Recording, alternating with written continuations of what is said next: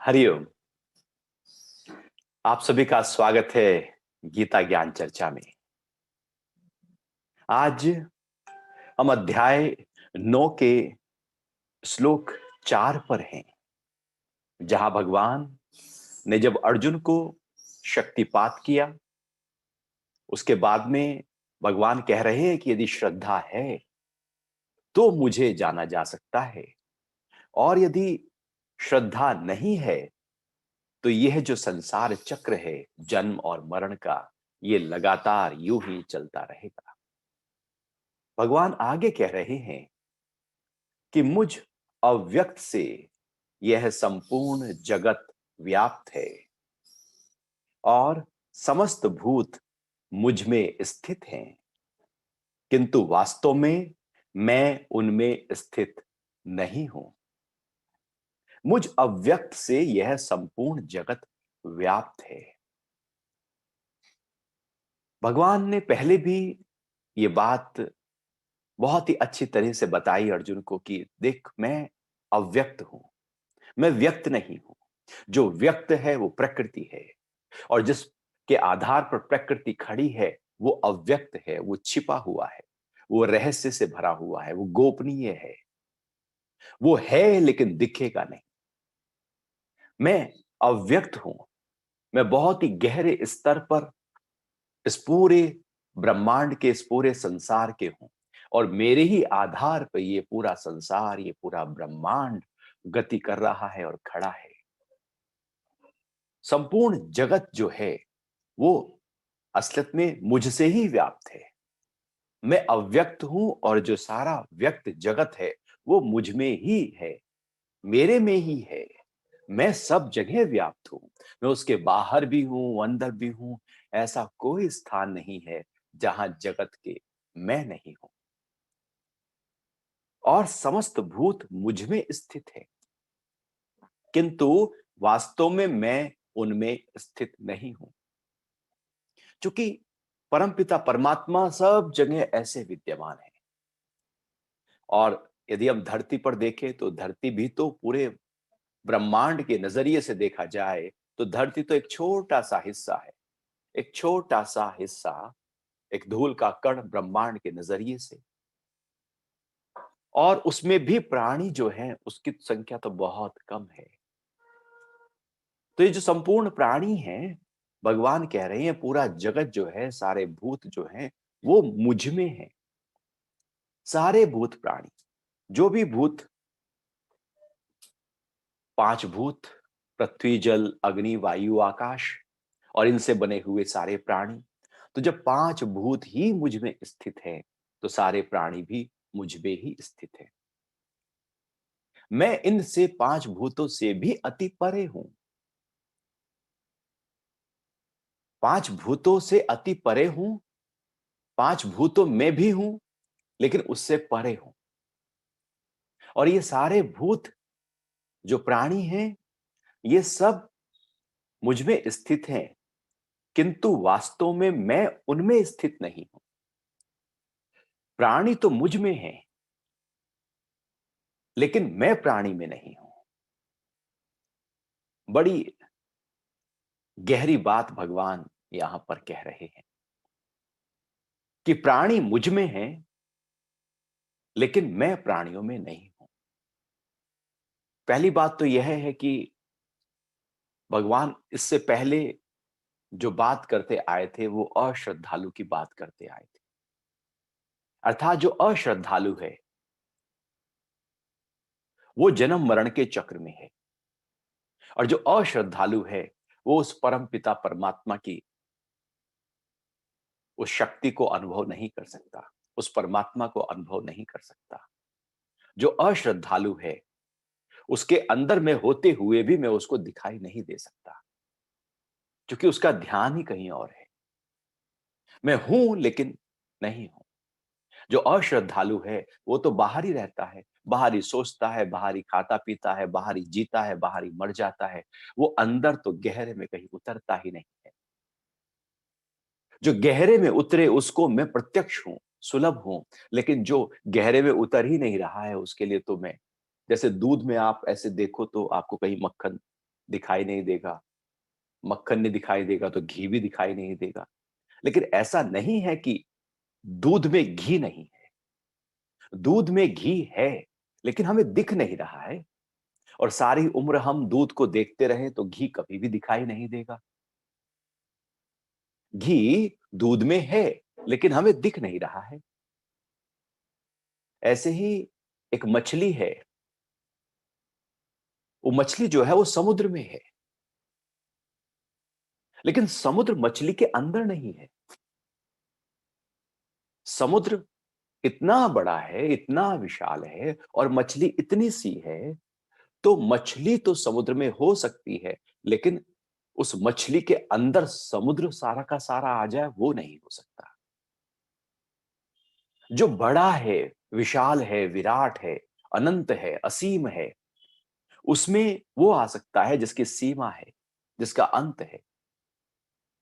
अनंत में अंत आ जाएगा, असीम में सीम, जो जिसकी सीमाएं हैं वो आ जाएंगी। अव्याप्त, जो पूरी तरह से अप्रकट हो गया है, उसमें प्रकट आ जाएगा।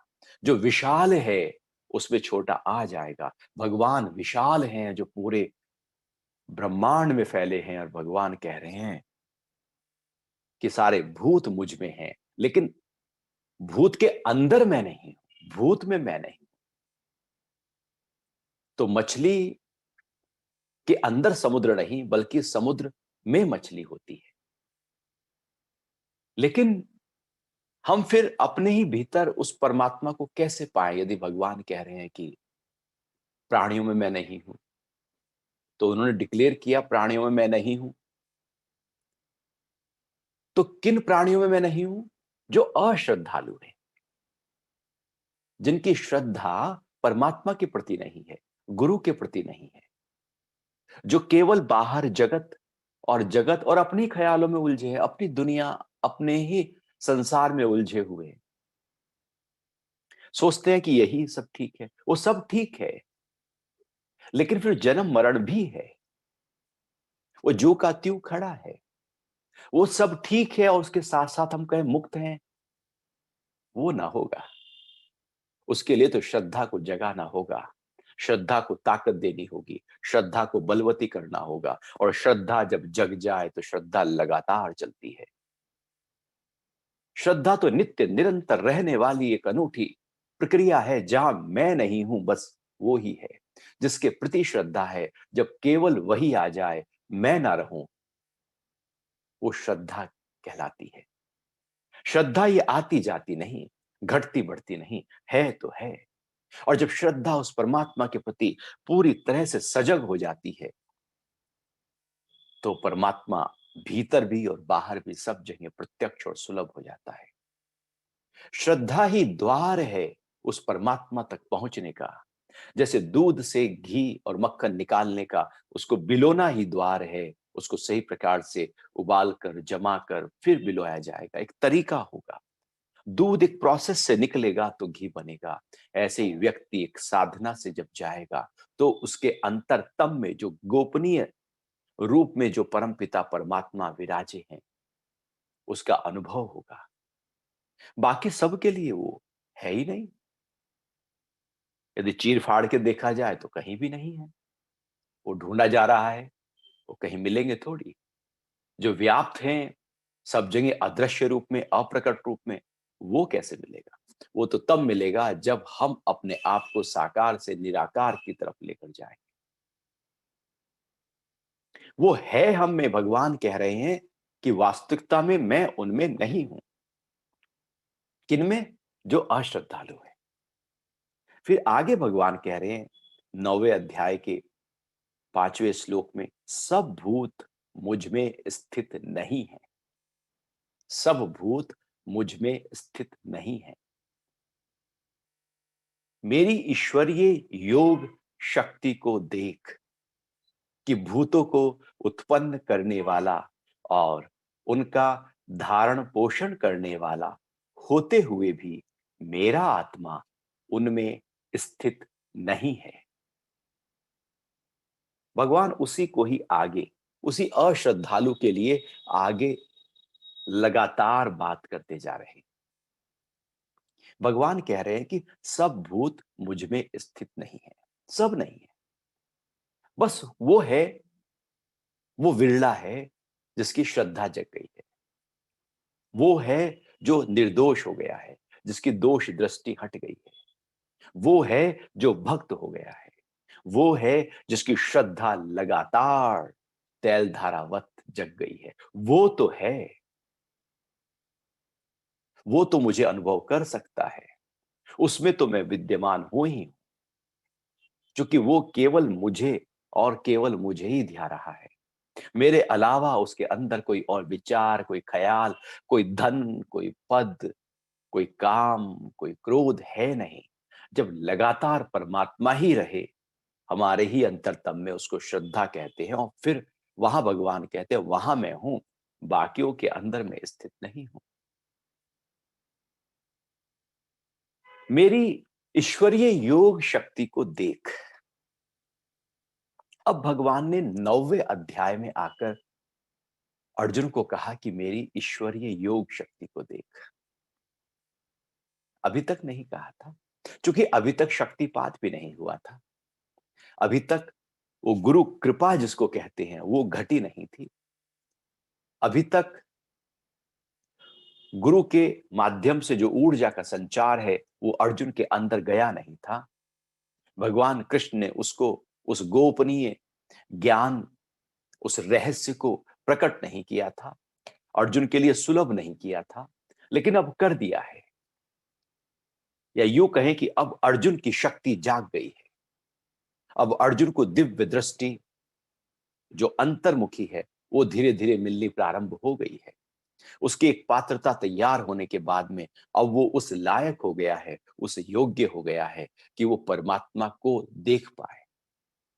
अभी वो कृष्ण को केवल शरीर के रूप में देख रहा था, अब वो कृष्ण को उसकी अद्वितीय जो पूरे ब्रह्मांड में फैला हुआ जो प्रकाश रूप छवि है, अब वो धीरे धीरे उसकी तरफ बढ़ रहा है।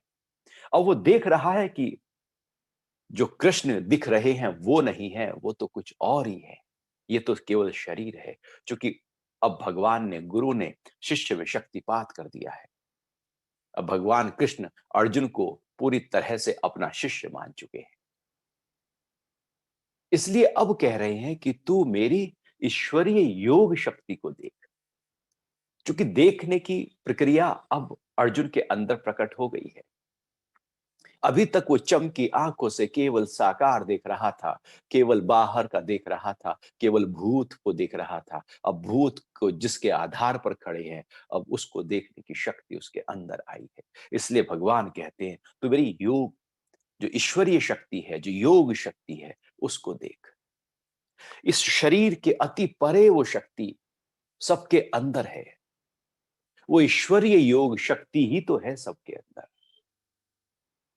लेकिन कौन उसको अनुभव करने की कोशिश करता है? और योग की सारी साधनाएं उसी ईश्वरीय योग शक्ति तक अपने आप को तादात्म्य में स्थापित करने के लिए है। वो पूरे ब्रह्मांड में फैली हुई जो ईश्वरीय योग शक्ति है, जो शरीर भी उसी से कनेक्ट है। जब तक ये कनेक्ट है उस शक्ति से, तब तक ये जीवन है।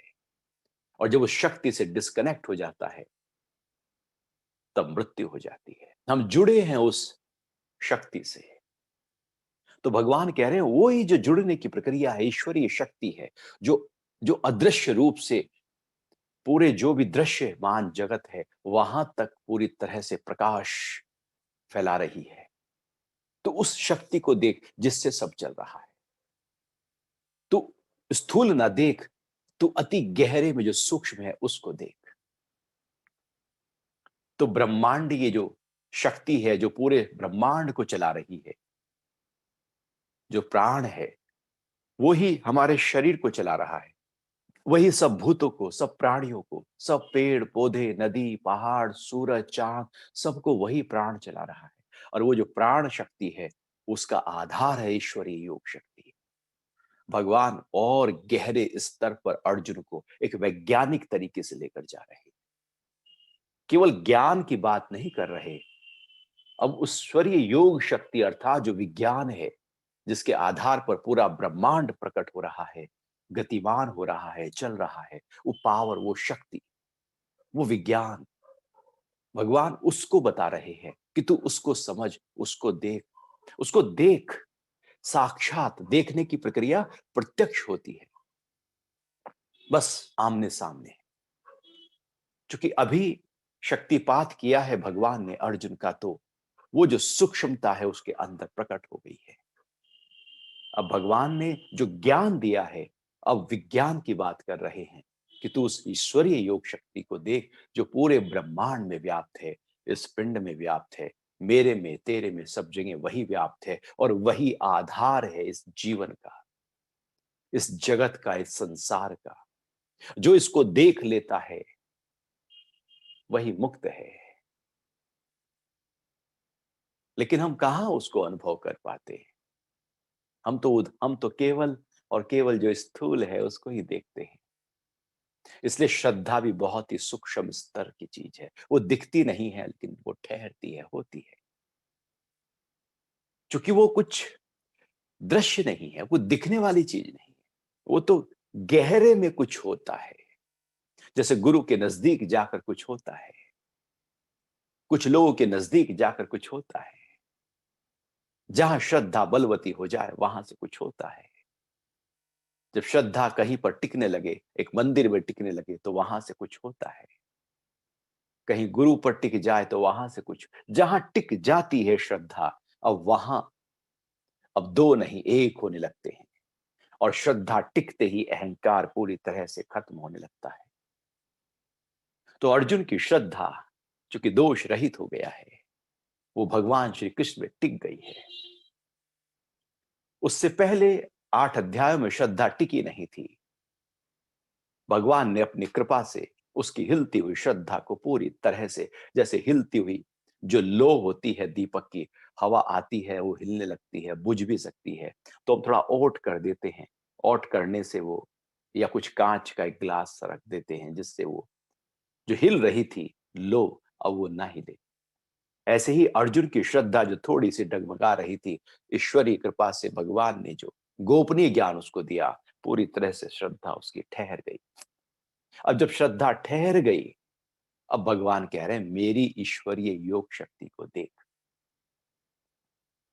किंतु भूतों को उत्पन्न करने और उनका धारण पोषण करने वाला होता हुआ भी मैं, जो मैं हूं, वो उनमें स्थित नहीं है।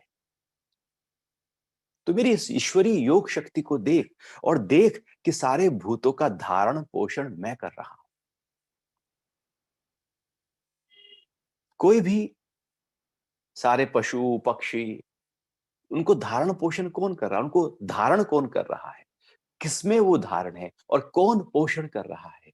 तो गहराई से देखा जाए तो प्रकृति, प्रकृति ही तो है। अफ्रीका में जंगल में वो हाथी कितना खा जाते हैं रोज। वो पशु पक्षी कोई काम थोड़ी करते हैं। सबके लिए उपलब्ध है भोजन। प्रकृति सबके लिए कुछ ना कुछ उपलब्ध करा रही है, सबका पोषण करती जा रही है। एक मनुष्य ही है जो इच्छाओं से भरा पड़ा है। आवश्यकताएं तो उसकी भी बड़े आराम से पूरी हो सकती हैं, लेकिन इच्छाएं पूरी नहीं हो पाती, इसलिए वो दुखी रहता है, परेशान रहता है। बहुत भी हो जाए तब भी कहता और चाहिए। 100 रुपए है, कहता नहीं 200 चाहिए, 200 है नहीं 500 चाहिए, 500 है नहीं 1000 चाहिए। उसे कुछ और चाहिए। जो है वो तो उसे चाहिए ही नहीं, उसमें उसकी रुचि है ही नहीं जो उसके पास है। उसकी रुचि तो कहीं और है, हमारी रुचि कहीं और है जो मेरे पास नहीं है। आवश्यकताएं पूरी कर रहा है परमात्मा और प्रकृति, लेकिन इन इच्छाओं का क्या करे? वो तो इतनी बलवती हो गई, इतनी बढ़ गई कि कैसे पूरी होगी? भला सबकी इच्छाएं पूरी कैसे हो सकती हैं? 7.5 अरब मनुष्य है धरती पर, सब इच्छाएं करने लगे तो सबकी इच्छाएं पूरी हो जाएंगी? फिर तो सब कुछ तहस नहस हो जाएगा। इच्छाओं से जगत थोड़ी चलता है। वो तो हमने इच्छाएं जबरदस्ती पाल ली है। दूसरे को देखकर तुलना करते हुए, अपेक्षा करते हुए इच्छाओं में हम आ गए हैं, इसलिए उलझ गए हैं। इसलिए परमात्मा वहां क्या करेगा? हमारी इच्छाओं से परमात्मा का कोई लेना देना थोड़ी है। इच्छा हमारी है, हम परमात्मा को बीच में लाते हैं, परमात्मा मेरी इच्छा पूरी कर। अरे इच्छा ही छोड़ दे, आवश्यकता परमात्मा पूरी कर ही रहा है। लेकिन हम आवश्यकताओं के लिए परमात्मा के पास थोड़ी जाते हैं, रूखी सूखी रोटी मांगने के लिए थोड़ी जाते हैं, हम तो चुपड़ी मांगने के लिए जाते हैं। तो वो परमात्मा सबका धारण पोषण कर रहा है, सबको धारण भी कर रहा है, उनका पोषण भी कर रहा है। लेकिन मनुष्य दुखी इसलिए है क्योंकि वो इच्छाओं में है। इसलिए भगवान कह रहे हैं कि मेरी जो आत्मा है वो उसमें स्थित नहीं है। अर्थात मेरा जो कॉन्शियसनेस है, जो प्योर पूरी तरह से, चूंकि जो अश्रद्धालु है उसमें परमात्मा नहीं है लेकिन नहीं है, वो होते हुए भी नहीं है। क्यों नहीं है? क्योंकि वो आंख नहीं है हमारे पास जिससे हम उसको देख पाए। जैसे दही आप लें तो दही में बहुत सारे बैक्टीरियाज हैं, लेकिन वो आपको दिख नहीं रहे हैं। वो हैं लेकिन दिख नहीं रहे हैं, वो होते हुए भी दिख नहीं रहे हैं। आप कहेंगे नहीं नहीं, दही में थोड़ी इसने सारे बैक्टीरिया होते हैं। और आप यदि सूक्ष्मदर्शी से देखें तो बैक्टीरिया ही है, उसके अलावा कुछ है ही नहीं वहां पर। ऐसे केचुए से घूम रहे हैं बस, जैसे सारे में वो ही है। वो बैक्टीरिया जो पेट में जाते हैं और उस सिस्टम को ताकत देते हैं, लेकिन दिखते नहीं है। इसका मतलब दिख नहीं रहे हैं तो वो नहीं है, वो हैं। लेकिन उनके लिए नहीं है जो बाहर की तरफ, जगत की तरफ, संसार की तरफ, जो काम में परेशान है, उदास हैं, जो दुखी हैं, जो पास्ट और फ्यूचर में भटक रहे हैं, परेशान हो रहे हैं, उनके लिए परमात्मा कहाँ है? क्योंकि वो बाहर की तरफ उलझे हैं, परमात्मा कहीं भीतर है। भीतर जो है उसके लिए तो भीतर उतरना पड़ेगा। चश्मा लगा लिया सिर के ऊपर और ढूंढ रहे हैं चश्मा कहाँ है, चश्मा कहाँ है। वो तो बिल्कुल पास में है, लेकिन उसके लिए तो उधर जाना पड़ेगा। मुंह मोड़कर खड़े हो गए हम, तो जिधर मुंह मोड़ लिया वो तो मेरे पीछे चला गया, वो मुझे कैसे दिखाई देगा? वो है मेरे बिल्कुल साथ ही, लेकिन मुझे दिखेगा नहीं। जैसे हमारे सिर का पीछे का हिस्सा हमें कभी दिखता है क्या? है मेरा, लेकिन मुझे दिखता नहीं क्योंकि वो आंख के पीछे चला गया। जैसे हम अपनी कमर को कभी देख नहीं पाते, हम अपनी पीठ को कहां देख पाते? है मेरा, लेकिन वो मुझे दिख नहीं रहा है क्योंकि उसके लिए मैं उपलब्ध नहीं हूं अभी, मैं तैयार नहीं हूं अभी। ऐसे ही जिनके अंदर अश्रद्धा है, उनके अंदर परमात्मा की आत्मा स्थित नहीं है क्योंकि उन्हीं से तो चल रहा है। वो है मछली के अंदर पानी, बिना पानी की मछली कैसे चलेगी? लेकिन वो उसको देख नहीं पाएगी कि समुद्र का एक छोटा हिस्सा मेरे अंदर हर समय विद्यमान है। तो यहां पर जो लगातार श्लोक चल रहे हैं वो अश्रद्धालु के लिए चल रहे हैं,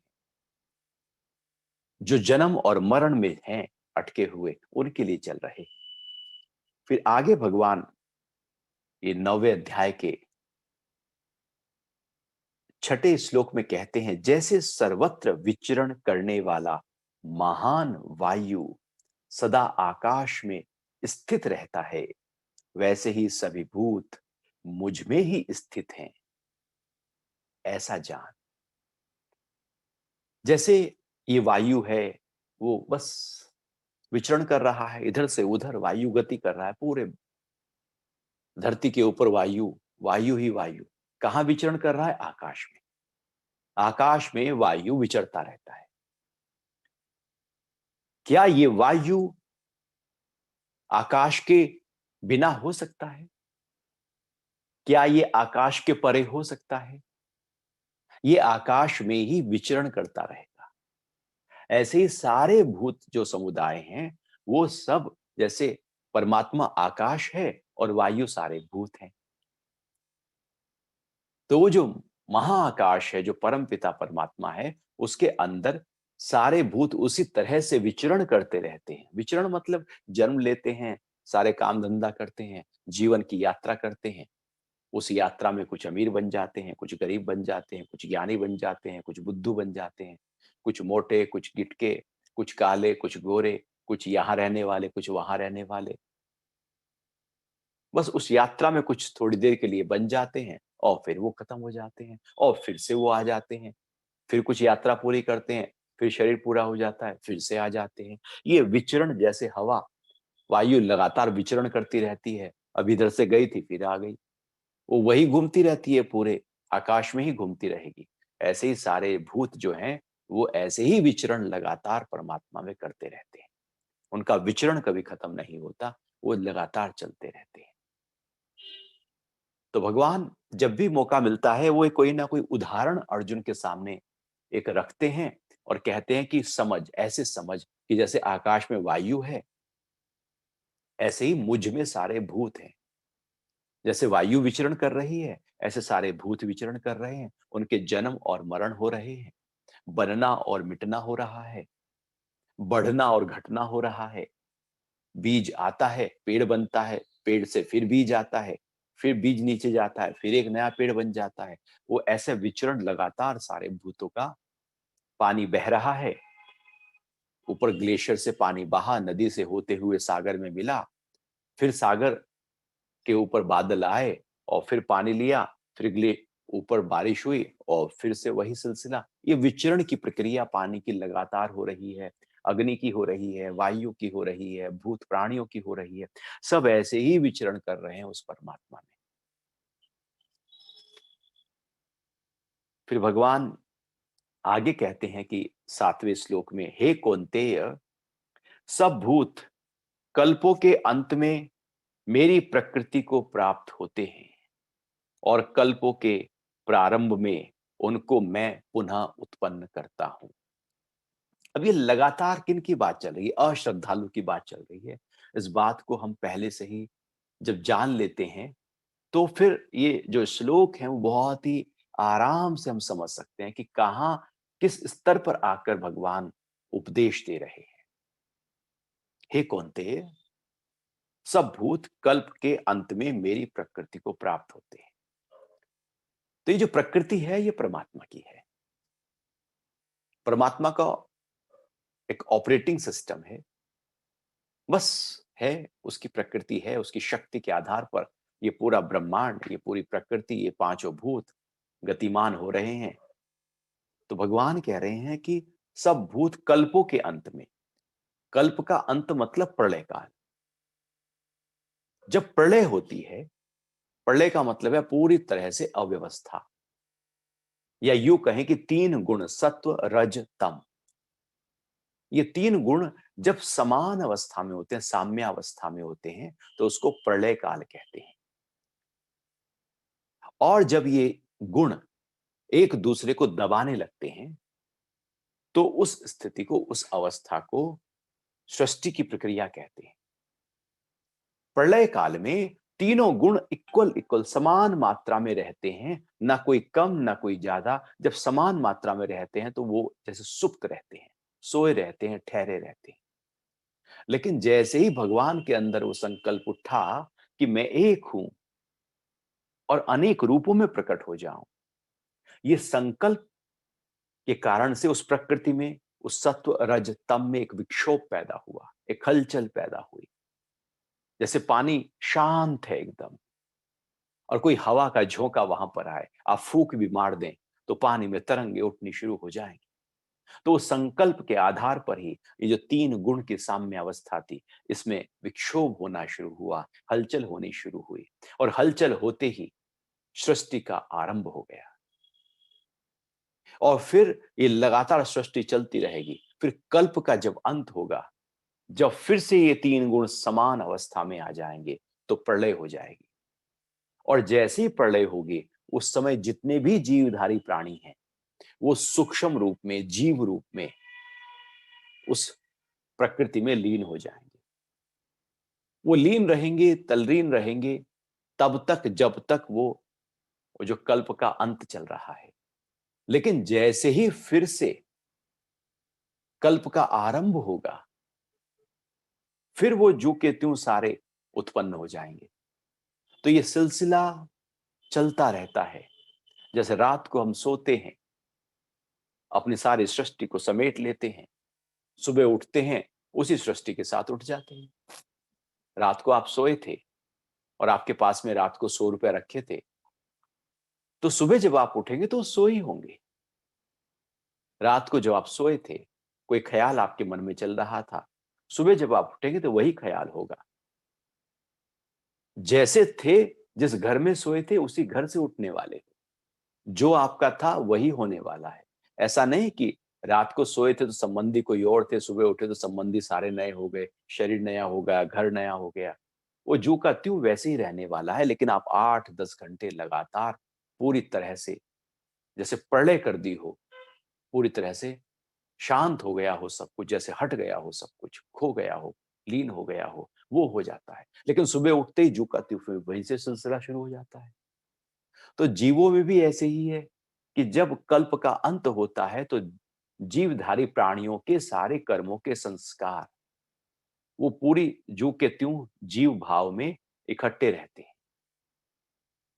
वो मन, बुद्धि, अहंकार, चित्त में पड़े हुए सारे संस्कार और वासनाएं, कर्माशय सब इकट्ठा रहता है, सूक्ष्म रूप में रहता है।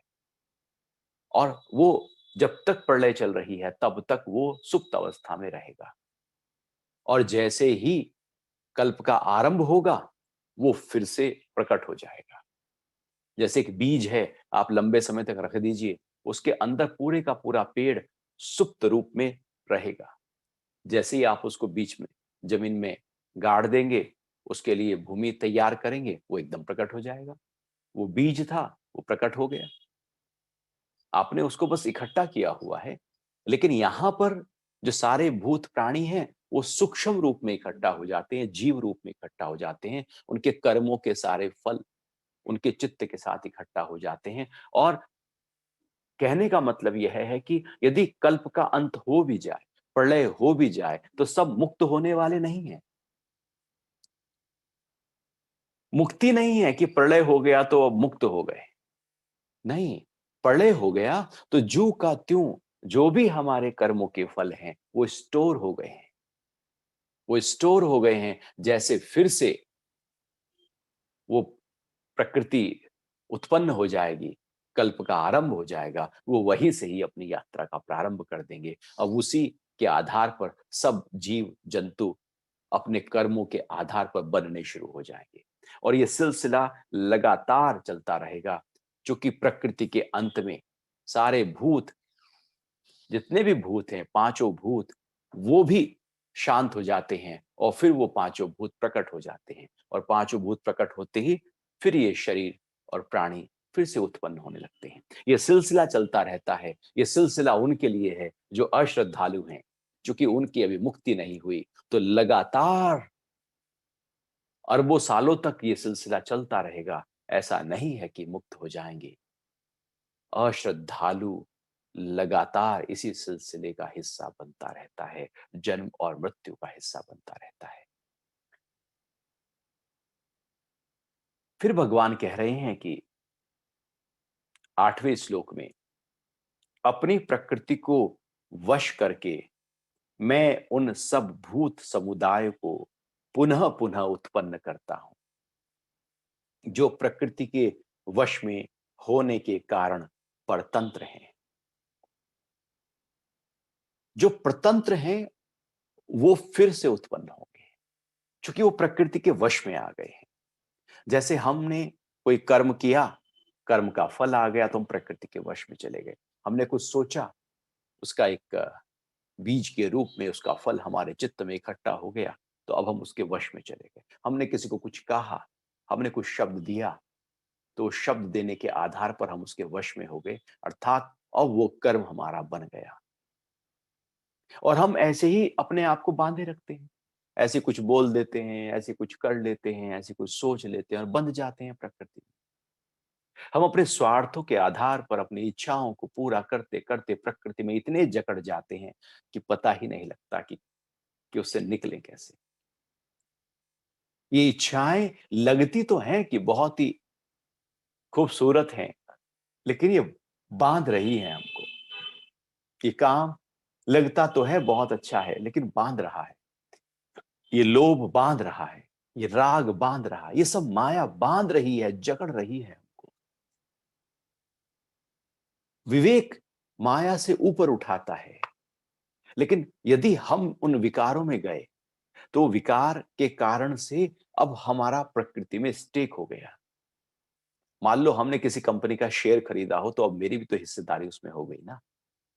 ऐसे ही हमने प्रकृति का एक शेयर खरीदा है, अपनी इच्छाओं वासनाओं के आधार पर, अपने विकारों के आधार पर, उसमें इंटरेस्ट दिखाया, उसमें आसक्त हुए। अब जैसे ही उसमें आसक्त हुए, उसने हमें बांध लिया। अब प्रकृति हमको बांध लेती है जैसे ही हम उसमें इंटरेस्ट दिखाते हैं, आसक्त होते हैं। या यूं कहें कि हमारे ही अंदर की प्रकृति हमें बांध लेती है। तो प्रकृति बाहर भी है और मेरे मन, बुद्धि, अहंकार, इच्छाओं, वासनाओं के रूप में प्रकृति मेरे अंदर भी है। तो जैसे ही मैंने कोई रुचि दिखाई, तो वही प्रकृति बांध लेती है और हम प्रकृति के वश में हो जाते हैं। बस प्रकृति के वश में आ गए तो प्रकृति लगातार हमको अपने वश में रखेगी। वो वश में ही रखती है। जैसे पहले लोगों को खरीद लिया जाता था, वो लोग जो खरीदे हुए हैं, वो लगातार उम्र भर उन्हीं के वश में रहते हैं, वो गुलाम बन जाते हैं और जब तक उनका जीवन है, तब तक जो मर्जी कराया जाए। वो अब उनके जो मालिक है, उसने अपने वश में कर लिया है। ऐसी प्रकृति अब जीव को वश कर लेती है, प्रकृति हमको बांध लेती है।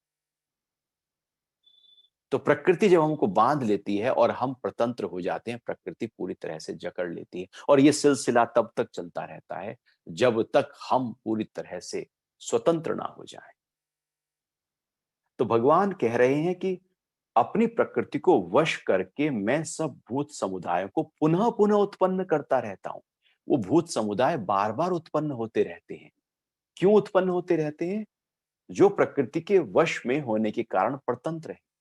क्योंकि वो पहले से ही परतंत्र हैं, पहले से ही उनके अंदर इच्छा, वासना, काम, क्रोध और कर्मों के फल इकट्ठा हैं, तो वो भोगने के लिए तो उन्हें आना पड़ेगा। जो भी कर्म हैं, उनके जो फल हैं, वो मेरा ही हिस्सा है, भोगने के लिए आना पड़ेगा। भगवान कह रहे हैं पुनः-पुनः उनको मैं उत्पन्न कराता रहता हूँ, वो फिर पैदा होंगे, फिर मरेंगे, फिर पैदा होंगे। ये सिलसिला लगातार जारी रहेगा। ये सिलसिला कभी खत्म नहीं होने वाला, क्योंकि मैं ही कराता रहता हूँ, क्योंकि वो मेरे जब तक श्रद्धा का भाव अपने अंदर जगा ना लें, तब तक ये सिलसिला चलता रहेगा। वो भगवान वहीं से ही चल रहे हैं। तीसरे श्लोक में जो श्रद्धा की बात और पहले ही श्लोक में जो दोष दृष्टि और भक्त की बात कही, जो श्रद्धा की बात कही, जो उसमें नहीं है, वो सब बार-बार वो बंधते रहते हैं, फँसते रहते हैं। वही पुनरपि जननम पुनरपि मरणम, वही पुनरपि पुनर्जन्म, फिर दोबारे जन्म, फिर मृत्यु, फिर जन्म। ये सिलसिला भगवान कह रहे हैं मैं उनको उत्पन्न करता रहता हूँ, वो फिर मर जाते हैं, फिर मैं उत्पन्न कर देता हूँ, वो फिर मर जाते हैं। मैं बार-बार उनको उत्पन्न करता रहता हूँ, वो मरते रहते हैं, वो कभी अमर नहीं हो पाते। जो अमर हो जाते हैं, उनको मैं उत्पन्न नहीं करता, लेकिन जो मरते हैं, उनको उत्पन्न कर देता हूँ। जो प्रकृति के वश में चले गए हैं, जो पूरी तरह से अपने को ना जानकर, मुझको ना जानकर, मेरी ईश्वरीय शक्ति को ना जानकर, जो अपने ही भाव में चले गए हैं, बस उनको उत्पन्न मैं करता रहता हूँ। इसलिए भगवान ने कहा अपनी प्रकृति को वश करके मैं उन सब भूत समुदायों को पुनः पुनः उत्पन्न करता रहता हूं, जो प्रकृति के वश में होने के कारण परतंत्र हैं। प्रकृति ने हमें बांधा हुआ है, हमारी इच्छा, हमारी वासना ने हमें बांधा हुआ है। हम सारे उल्टे सीधे काम करेंगे, अपनी इच्छाओं के कारण से करेंगे, अपने हिसाब से करेंगे, अपने समय से करेंगे। हम अपनी दुनिया में जीते हैं, यही बंधन है। उसको तोड़कर ही नहीं जी पाते। हम सबकी भलाई का भाव तो रखना बहुत दूर है। वसुधैव कुटुंबकम की उद्घोष तो हम कर लेते हैं, लेकिन उस भाव में हम नहीं रह पाते, क्योंकि हमारा स्वार्थ हमको पूरी तरह से समेट के रखता है, इकट्ठा रखता है, बांध कर रखता है। और यही बंधन बार-बार जो इच्छाएं पूरी ना हो थी मेरी, पूरा तो करना होगा उनको। तो नया जन्म है, अगला दिन है, उससे अगला दिन है। इच्छा मेरी है, पूरा भी मुझे करना होगा। अच्छी इच्छा है तो अच्छा पूरा होगा, कोई बुरा ख्याल भी आ गया तो भी वो पूरी ही होगी, क्योंकि इच्छाएं मेरी हैं। जिसकी इच्छा ही ना हो उसका पुनर्जन्म नहीं, जिसका सकाम ही ना हो उसका पुनर्जन्म नहीं। जो पूरी तरह से निष्काम हो गया है, निरिच्छा हो गया है, उसका पुनर्जन्म नहीं है। लेकिन इच्छा के कारण से प्रकृति हमको बांध लेती है, और भगवान कह रहे हैं उनको बार बार बार बार मैं उत्पन्न करता रहता हूं।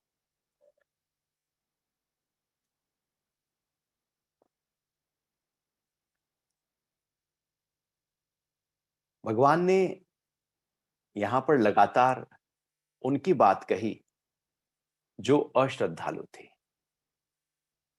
फिर आगे 9वें श्लोक में भगवान कहते हैं, हे धनंजय, कर्म मुझको नहीं बांधते, क्योंकि मैं उन कर्मों में अनासक्त और उदासीन की भांति स्थित हूं। मुझे कर्म नहीं बांधते, क्योंकि भगवान ने पहले कहा कि मैं उन जीवों को बार बार उत्पन्न करता रहता हूं। तो इसका मतलब है कि भगवान कुछ कर्म कर रहे हैं, और जब वो कर्म कर रहे हैं तो वो भी बंधेंगे, क्योंकि जीव ने कर्म किया था, प्राणी ने कर्म किया तो वो बंधा, तो जो कर्म करेगा वो बंधेगा। तो भगवान ने एकदम क्लैरिफाई कर दिया, क्योंकि अर्जुन अब प्रश्न कर ही नहीं रहा है। अर्जुन के प्रश्न तो खत्म है एक तरह से। जो उसके अंदर बहुत जिज्ञासाएं प्रकट हो गई थी, यदि आप 9वें अध्याय में देखें तो वो प्रश्न नहीं करता, क्योंकि शक्तिपात हो गया है। और वो एक एक वो दिव्यता उसके अंदर प्रकट हो गई है। वो परे और दूरगामी और दूरदृष्टि वाला हो गया है, क्योंकि भगवान ने अपनी कृपा उसको कर दी है। इसलिए भगवान पूरी गहरे स्तर पर एकदम हर बात को खोलते जा रहे हैं कि कर्म मुझे नहीं बांधेंगे, या यूं कहें कि कर्म उस जीव को भी नहीं बांध सकते। किसको नहीं बांधेंगे? जो कर्मों में अनासक्त और उदासीन की भांति है।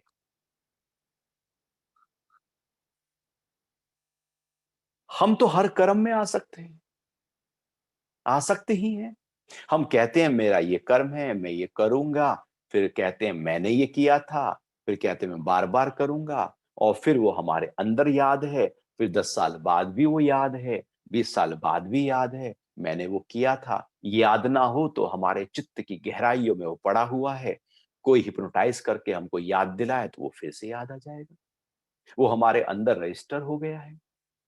वो रजिस्टर यदि हो गया है तो आसक्त हैं हम उस कर्म के प्रति, भले याद ना हो। इसका मतलब ये नहीं कि जिसको भूलने की बीमारी है तो उसको कोई भी कर्म याद नहीं है तो उसके सारे कर्म चित्त से हट गए।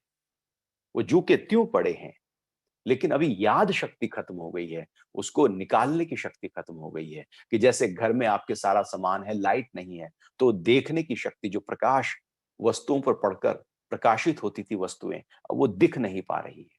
इसका मतलब ये नहीं कि वो दिख नहीं पा रही है तो वो है नहीं वहां। वो हैं, आप चलो देखो, टकरा जाओगे, गिर जाओगे। वो वस्तुएं वही हैं, लेकिन आप नहीं देख पा रहे हो। ऐसे चित्त में संस्कार वही हैं जो भी किया था आसक्ति से, लेकिन हम शायद उसको याद नहीं कर पा रहे हैं, लेकिन वो अंदर गहरे में पड़े हुए हैं। तो हम आसक्त होकर जब कर्म करते हैं तो कर्म हमको बांध लेते हैं। आसक्ति ही बंधन का कारण बनकर खड़ी हो जाती है, क्योंकि वो हमारे अंदर लगातार एक हलचल पैदा कर देती है, विक्षोभ पैदा कर देती है, तरंगित कर देती है। आसक्ति हमारे स्व के भाव से हटाकर हमें बाहर की तरफ ले आती है, क्योंकि अब हम किसी वस्तु के प्रति आसक्त हो जाते हैं, किसी चीज के प्रति आसक्त हो जाते हैं। तो हमने अपनी उस शक्ति को भूला, और उस वो पदार्थ, वो व्यक्ति के प्रति इतने अटैच हो गए कि वही हमको प्रिय लगने लगा, हम अपना आप भूल गए। और दूसरा, हम उदासीन नहीं है, हम न्यूट्रल थोड़ी होते हैं। हम कहते हैं कुछ अच्छा है, कुछ अच्छा नहीं है, मेरे वाले हैं तो बहुत अच्छे हैं, मेरे वाले नहीं तो ऐसे ही। अपने बच्चे अच्छे, दूसरे के ऐसे ही हैं। अपने हाथ की जली रोटी भी बहुत अच्छी लगती है। हम उदासीन नहीं है। हम कहेंगे नहीं ये खराब है, नहीं ये बहुत अच्छा है। जब कहोगे अच्छा है तो इसका मतलब है कि पड़ा है बुरा अंदर भी कुछ होता है। जब कहोगे कि लाभ है तो अंदर कुछ हानि भी पड़ी है, जब कहोगे ये सुंदर है तो अंदर बदसूरत भी कुछ पड़ा है। हमारे अंदर लगातार हिल रहा है कि कहते हैं कि ये मेरा है, इसका मतलब तेरा भी कुछ पड़ा है, ये तेरा है, इसका मतलब मेरे अंदर मेरा भी कुछ पड़ा है। हम उदासीन नहीं है कर्म के प्रति, हम न्यूट्रल नहीं है। न्यूट्रल का मतलब है जो जैसा है उसको एज इट इज वैसा देखना, जैसे का तैसा उसको देखना, ना ये कहना कि ये अच्छा, क्योंकि ये अच्छा कहना तो तब होगा जब विचार उठेगा अच्छे का, विचार तो तब उठेगा जब भाव उठेगा अच्छे का, भाव तो तब होगा जब वैसे हमारे संस्कार होंगे, इच्छा होंगी। लेकिन वो है ही नहीं वैसी, तो जो दिख रहा है वो सब जैसा है वैसा है। और प्रभु की दुनिया है, प्रभु ने बनाया है, तो उसमें बुरा क्या हो सकता है? ईश्वर की सृष्टि में यहाँ कुछ भी बुरा नहीं होता। हमारे अनुरूप हो जाए तो हम कहते हैं अच्छा है, हमारे अनुरूप ना हो तो हम कहते हैं बुरा है। यहाँ अच्छे बुरे की परिभाषा हर व्यक्ति अपनी अपनी दे रहा है। सामूहिक दृष्टिकोण से देखा जाए, हम कहें कि सफेद रंग ही अच्छा होता है। यदि किसी व्यक्ति का सफेद रंग है तो साउथ अफ्रीका में तो फिर वो ब्लैक ब्यूटी क्यों होती है? हर व्यक्ति के नजरिए में ही सुख है, दुख है, सुंदरता है, बदसूरतता है, नजरिए में है, बाहर कुछ नहीं है। तो मेरा नजरिया यदि कुछ है तो फिर मैं उदासीन नहीं, मैं डिटैच नहीं, मैं ऐसे होकर नहीं देख रहा हूं कि सब ठीक है ना, सब एक जैसा है ना। मैं तो कहता हूं कि ये ठीक नहीं, ये ठीक, और उसके इंप्रेशंस मेरे अंदर गहरे में पड़ते भी हैं। भगवान कह रहे हैं मैं अनासक्त और उदासीन होकर कर्मों में जाता हूं, इसलिए कर्म मुझे नहीं बांधते। तुम आसक्त और उदासीन स्थिति को छोड़कर चले जाते हो, क्योंकि अनासक्ति और उदासीनता आत्मा का गुण है, और आसक्ति और कहीं पर पूरी तरह से रुचि दिखाना ये प्रकृति और आकर्षण का गुण है। ये प्रकृति में होता है, ये पुरुष में नहीं। परमात्मा उस ऊंची स्थिति से एक ही बात में सारी बात कह दी, पूरी तरह से कर्म योग कह दिया कि अनासक्त और उदासीन होकर मैं कर्मों में जाता हूं, इसलिए कर्म मुझे नहीं बांधते। ये 9वां श्लोक था, 9वें अध्याय का। अभी आपके कोई प्रश्न हो तो उस पर बात कर सकते हैं। नमस्कार सुरक्षित जी। हरिओम। हमारे सभी दर्शकों का बहुत बहुत स्वागत है। मैं हूं आपके साथ इला गोस्वामी। तो जो सबसे पहला सवाल आज आ रहा है सुरक्षित जी, हमारे दर्शक पूछ रहे हैं, अगर मानव जीवन का उद्देश्य ही ईश्वर से मिलना है तो उन सारे कर्मों का क्या अर्थ है जो हम इस जीवन में करते हैं? आप सार मानव जीवन का उद्देश्य यदि ईश्वर से मिलना है तो कर्मों का फिर क्या फायदा? नहीं, कर्म हर व्यक्ति को कुछ ना कुछ तो करना है। खाली हम कैसे रहेंगे? ये शरीर खाली नहीं बैठ सकता, ये इंद्रियां मिली हैं कुछ करेंगी, ये मन मिला है, बुद्धि मिली है कुछ निर्णय लेगी, अहंकार है कुछ रख रखाव करेगा, कुछ मेंटेन करेगा, कुछ ध्यान रखेगा। ये सब जो मिला है हमको, ये व्यवस्था के लिए मिला है, ये कर्म कर लेने के लिए मिला है। लेकिन हम कर्म करने के साथ साथ कर्मों में उलझ जाते हैं, वहां गलती हो जाती है। आंख मिली थी देखने के लिए, हमने कहा ये अच्छा ये बुरा। मन मिला था एक पूरी तरह से जीवन को जीवंतता देने के लिए, और मन किन्हीं ख्यालों में उलझ कर रह गया। बुद्धि मिली थी निर्णय, जीवन में सही निर्णय लेने के लिए, लेकिन हम संशयों में उलझ कर रह गए। कर्म तो हमें करना ही है, लेकिन सबसे ऊंची स्थिति जो हमारे भीतर है, जो हमारा स्वभाव है, जो आत्म तत्व है, हम उसको अनुभव करके जब कर्म करते हैं तो उसको कर्म योग कहते हैं। योग अर्थात अपने ही साथ जुड़ना, कर्म कुछ करना, कुछ करो जुड़कर करो। तो जब जुड़कर करेंगे तो वह कर्म योग हो जाएगा, अर्थात उस ईश्वर की अनुभूति भी हो रही है और कर्म भी हो रहे हैं। तो कर्म होते रहेंगे, कर्म को छोड़ना नहीं है। ऐसा नहीं कि सब आप घर बाहर छोड़ दें, व्यापार दुकान सब छोड़ दें और कहें कि भैया मैं तो कर्म छोड़कर बैठ जाता हूं, एक सन्यासी बन जाता हूं। तो कर्मों को छोड़कर सन्यासी कोई नहीं हो सकता। वो जो कर्मों के फल हमारे चित्त के अंदर पड़े हुए हैं, कर्मों के प्रति जो आसक्ति है, उसको हमें छोड़ना होता है। तो कर्म तो करने हैं, इसीलिए भगवान ने पहले ही तीसरे अध्याय और दूसरे अध्याय के अंत से कहना शुरू कर दिया था कर्म योग। अर्थात चूंकि सबको कर्म करना है, तो क्यों ना कर्म ही ऐसे कर लिए जाएं जो कर्म ही उस परमात्मा तक पहुंचाते हैं। तो कर्मों के माध्यम से जब हम उस अपने स्व के भाव को अनुभव करते हैं, वो जो यात्रा है वो कर्म योग कहलाती है। क्योंकि हर व्यक्ति कर्म करता ही है, तो क्यों ना उस ऊंचे भाव में आ जाए, अपने से जुड़ जाए और फिर कर्म करे। अपने से लगातार अपने ही भीतर बहती हुई उस ईश्वरीय योग शक्ति को अनुभव करता रहे और फिर सारे कर्म, उठना बैठना, खाना पीना, व्यापार, परिवार, सब करता रहे, वो भी चलता रहे, ये भी चलता रहे। जैसे आपके कभी देखा होगा कि शाम को कहीं शादी में जाना है, बहुत अच्छी शादी है, तो आप दिन में ऑफिस में भी है, लेकिन दिन भर आपके अंदर शादी का प्लानिंग चल रही है कि वहां जाएंगे, क्या तैयारी करेंगे, कपड़े क्या पहने, पहले क्या पहने थे, कौन कौन लोग आएंगे, उनसे क्या बात करेंगे, बहुत कुछ तैयारियां, कैसे जाना है, किस समय जाएंगे, एक तैयारियां चल रही होती हैं और सारे काम आप कर रहे होते हैं। अर्थात मन के स्तर पर बहुत कुछ गहरे स्तर पर अवचेतन में आप उस ईश्वरीय शक्ति को जगा सकते हैं, उसका अनुभव कर सकते हैं। ऐसे ही कि जैसे आपने राजस्थान में देखा होगा, उस सिर पे रखी हुई एक मटका है, उसमें पानी भरा है, उसके ऊपर दूसरा मटका है, उसमें पानी भरा है, तीसरा और चौथा, ऐसे 3-4 छोटे-छोटे मटके फिर उसके ऊपर होते हैं और पानी से भरे हुए हैं मटके, और स्त्रियां बातें करती जा रही हैं, हाथ से पकड़ा हुआ भी नहीं है और हाथ भी हिलाती हुई जा रही हैं, चलती जा रही हैं। कई-कई किलोमीटर वो यात्रा करके पानी को घर तक लेकर जाती हैं। वो बात कर रही हैं, वो चल रही हैं, वो देख रही हैं, वो सुन रही हैं, वो सूंघ रही हैं, वो सब कर रही हैं, लेकिन उनके अंदर कहीं किसी न किसी स्तर पर एक संतुलन बना हुआ है। वो संतुलन मध्य रेखा से पूरे ऊपर तक घड़े और पूरे पैर के नीचे तक एक एक संतुलन बनाया हुआ है पूरे शरीर के माध्यम से। वो संतुलन कहीं गहरे स्तर पर उनका चल रहा होता है और बाहर के स्तर पर बहुत कुछ काम हो रहे होते हैं।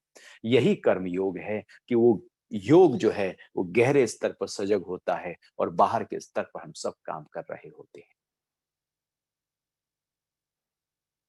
जी। अगला सवाल सुरक्षित जी लेना चाहूंगी। हमारे दर्शक जो हैं पिंकी जी पूछ रही हैं कि जब परमात्मा ही प्रकृति में सब कुछ की देख-रेख करता है, तो हम नेचर में यानी कि प्रकृति में इतना ज़्यादा डिस्ट्रक्शन क्यों देखते हैं? और भगवान जो लोग ऐसा करते हैं प्रकृति के साथ, उन लोगों को पनिश क्यों नहीं करता है?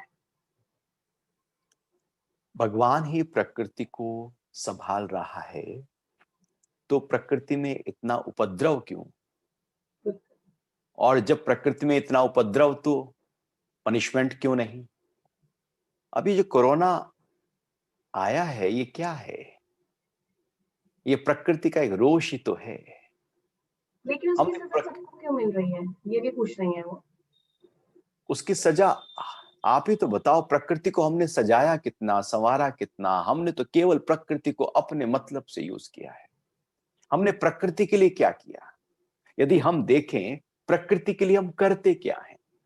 वैदिक परंपरा में प्रकृति को शुद्ध करने के लिए हवन किए जाते थे, बिल्कुल। अच्छे भाव रखे जाते थे। जी, वहां से यदि कोई औषधि तोड़ी भी जाती थी, तो पहले पेड़ को प्रणाम किया जाता था और कहा जाता था कि अपने दिव्य गुणों को इसमें उतार दें। आप सूर्य को दिन भर यूज कर रहे हैं, हम सूर्य को प्रणाम करते थे। पूरी प्रकृति को किसी ना किसी रूप में हम नतमस्तक होते थे और फिर उनको अपने जीवन में लेकर आते थे। अब हमने प्रकृति की तरफ से अपना मुख मोड़ लिया है। हम प्रकृति को तो केवल अपने स्वार्थ के कारण से, हम पेड़ काटते हैं अपने स्वार्थ से, हम जीव जंतु की हत्या करते हैं, हम कटान कर देते हैं और घर बसा देते हैं, नगर बस जाते हैं जहाँ जंगल थे। हम प्रकृति को, हम वायु प्रदूषण करते हैं, हम जल प्रदूषण करते हैं, हम ध्वनि प्रदूषण करते हैं। हम तो प्रदूषण में ही लगे हुए हैं। आज से पहले जो आज का समय है, इतना प्रकृति के प्रति प्रदूषण कभी हुआ ही नहीं है। प्रकृति को इतना दोहन कभी किया ही नहीं गया है। प्रकृति को इतना कभी हिलाया ही नहीं गया है जो आज हमने कार्बन फुटप्रिंट कितना हमने पैदा कर दिया है पूरी प्रकृति में, हम कितना हिला रहे हैं, सब उसमें सहयोगी हो रहे हैं, तो सजा तो सबको मिलेगी। ऐसा थोड़ी है, जब प्रलय होती है तो फिर उसका असर तो सब पर होता है। जब कोई आक्रमण होता है तो कोलेटरल डैमेज तो सब पर होता है, उसका प्रभाव तो पड़ता ही पड़ता है। लेकिन व्यक्ति अपने कर्मों के प्रारब्ध, कर्मों के फल के अनुसार ही फल को भोगता है, तो उसका असर आएगा, वो जा नहीं सकता। तो अब हमारी कोशिश ये हो कि प्रकृति को हम पूरी तरह से सजाएं, संवारें, उसका ध्यान रखें, उसको प्रणाम करें, नतमस्तक करें, क्योंकि उससे हम चल रहे हैं। ये सारी श्वासें तो प्रकृति से आ रही है, ये भोजन तो प्रकृति से आ रहा है, ये जल तो प्रकृति से आ रहा है, ये पूरा सब कुछ आकाश तो प्रकृति से। यहाँ ऐसा क्या है जो मेरा है? मेरा तो यहाँ कुछ भी नहीं, जो है सब प्रकृति का है। ये शरीर ही प्रकृति से बना हुआ है, तो मेरा क्या है यहाँ पर? अब प्रकृति ही हिला दी है हमने, तो ये शरीर तो हिल ही जाएगा ना उससे। वायु में प्रदूषण है तो फिर तो साइनस प्रॉब्लम होगी ना, फिर तो लंग्स प्रॉब्लम होगी ना, फिर तो होगी ना। जल प्रदूषण है तो पेट की गड़बड़ियां होंगी ना, फिर तो होंगी ही होंगी, क्योंकि हमने बाहर की प्रकृति को हिलाया। वो बाहर की प्रकृति हिली तो उसने इस शरीर की प्रकृति को हिला दिया, क्योंकि वो हिलेगी तो ये हिलेगा। हम ये समझ नहीं पाते, हम ये सोचते हैं। आप देखो ठंड के दिनों में आप लोग, 4 लोग सड़क पर इकट्ठा हो जाते हैं, वहीं पर आग जलाते हैं और हाथ सेक रहे होते हैं और चारों तरफ इतना धुआं ही धुआं फैला होता है। कितना पॉल्यूशन लेवल हम बढ़ा देते हैं, लेकिन अनजान हैं। हम प्रकृति को किस तरह से परेशान कर रहे हैं, लेकिन अनजान हैं। तो धीरे-धीरे हमने प्रकृति का केवल दोहन किया है, फिर प्रकृति किसी ना किसी रूप में मार करती है और इसलिए कोई ना कोई वायरस सामने खड़ा ही हो जाता है और वो केवल सबक सिखाने के लिए आता है, कहता है कि समझो। यदि हम नहीं समझते तो फिर वो कुछ ना कुछ आ जाएगा, फिर कुछ ना कुछ आ जाएगा। वो ऐसे ही चलता रहेगा, प्रकृति समझाती रहेगी माँ की तरह, लेकिन हम नहीं समझेंगे, तो फिर वो दुर्गति ही होती है। अगला सवाल जीत जी पूछ रहे हैं सुरक्षित जी। गुरु जी, अगर मनुष्य कोई भाव ना रखे, जैसे खूबसूरत है तो बदसूरत है, ऐसे ही मित्र है तो शत्रु है, ऐसे में तो हम इस प्रकृति से अलग हो जाएंगे। यदि कोई भाव ही ना रखें तो अलग हो जाएंगे, नहीं। आप परमात्मा के भाव में आ जाएं, बाहर जो है वो अपने आप आपको, वो जो परम भाव है, अंदर का भाव है, वो बता देगा कि कैसे व्यवहार करना है। हम केवल अच्छे और बुरे में फंस जाते हैं, लेकिन गीता के श्लोक को पूरा तो समझें। पहली बात है कि उस ईश्वरीय योग शक्ति का अनुभव करना है, उसके बाद उदासीन होना है। हम पहले उदासीन हो जाएं और उसको पकड़ा नहीं, तो ना इधर के रहे ना उधर के रहे, ना खुदा ही मिला ना बिसाले सना। हम इधर पहले प्रकृति में उसको अनासक्त होने की कोशिश ना करें, उदासीन होने की कोशिश ना करें, बल्कि अपने से जुड़ने की कोशिश करें। उदासीन तो अपने आप हो जाएं। भला किसी को अच्छा कहोगे, किसी को बुरा कहोगे, किसी को बुरा कह रहे हो तो आपका भी हिल रहा है और जिसको कह रहे हो वो भी हिल रहा है। यही तो हलचल है। हम सारी हलचलें, सारे दुख खुद पाल लेते हैं। उदासीन हो जाएं तो दुख ना पालें।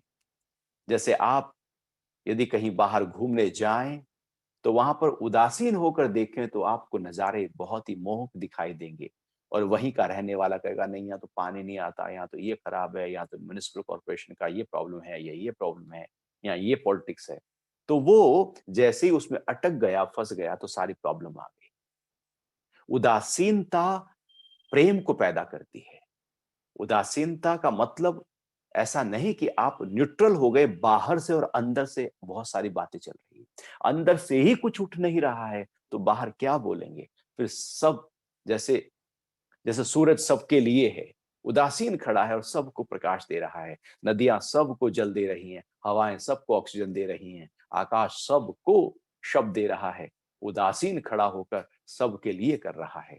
ऐसे ही हम भी उसी भाव में आकर, जब सबकी भलाई का भाव केवल उदासीनता में हो सकता है, और यदि उदासीन नहीं तो फिर तो हम सूंघ सूंघ कर प्रेम करते हैं, अपने वालों को प्रेम करते हैं, और जो द्वेष करने वाले हैं उनसे मुंह मोड़ते हैं, उनका अहित चाहते हैं, और यही फिर दुख के रूप में प्रकट हो जाता है। यही कलह है, यही द्वेष है। और इसी कारण से हम हिलते रहते हैं। ये एक ऊंची स्थिति है, उदासीन एक आत्मा का गुण है जो प्रेम और एक दिव्यता, एक भक्ति प्रकट कर देता है। जो भक्त होता है उसके लिए सब जगह भगवान होते हैं, वो उदासीन हो चुका होता है, कण कण में वही विद्यमान होते हैं उसके। हरिओम। बहुत बहुत धन्यवाद सुरक्षित जी, इस बेहतरीन हरिओम। लाइव चर्चा में हमारे साथ जुड़ने के लिए। हमारे हमारे सभी दर्शकों को बताना चाहूंगी है कि इस सेशन के बाद या अगला सेशन हमारा रहेगा बुधवार को सुबह 8 बजे। सुरक्षित गोस्वामी जी इस सेशन में लाइव रहेंगे, तो सुबह 8 बजे बुधवार को हमारे साथ जुड़ना ना भूलें। अपने सवालों के साथ तैयार रहें, कमेंट बॉक्स में अपने सवाल आप हमें भेज सकते हैं। तब तक के लिए अपना ध्यान रखिए, अपने अपनों का ध्यान रखिए। Stay safe, stay healthy. जय धन्यवाद। श्री कृष्णा। हरिओम।